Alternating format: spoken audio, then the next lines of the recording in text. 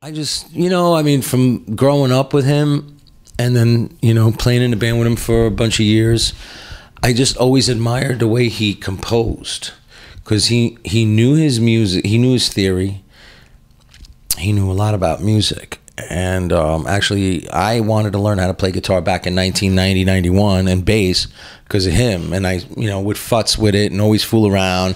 And then I got my own guitars and screwed around in my house. But I always admired analyzing the way he composed. I mean, after all, I played the music because I liked it a lot.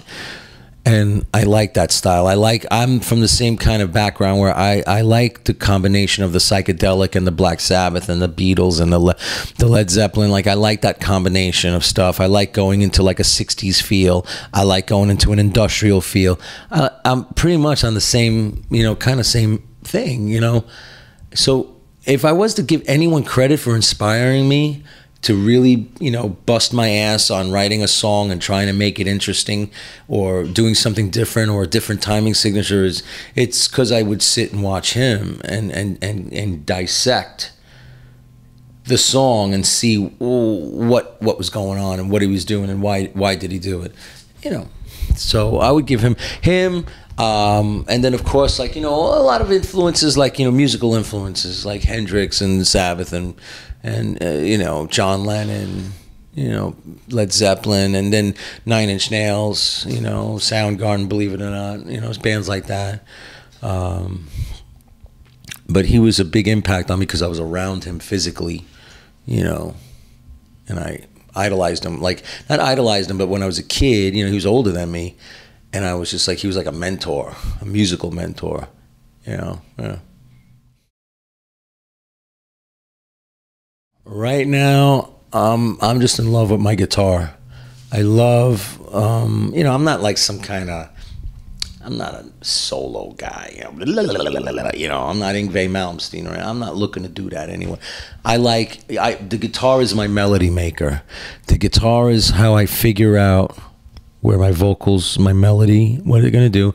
And the guitar is my tool for composing 3, 4 different melodies happening at once. Like, if you listen to my record, it's like I orchestrate different things happening together.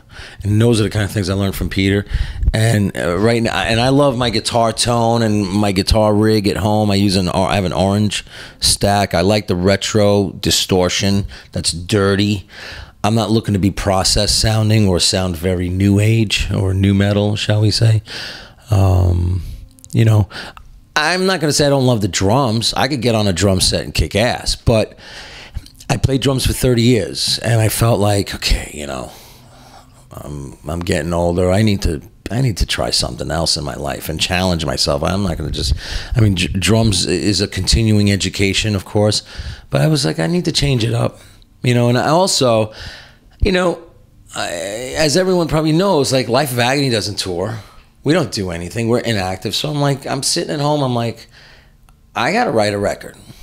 I got to pick up my guitar. I always played guitar at home, but I was like, you know what? Now it's time to record it. Time to show people that I can do it, and take control of my life a little bit.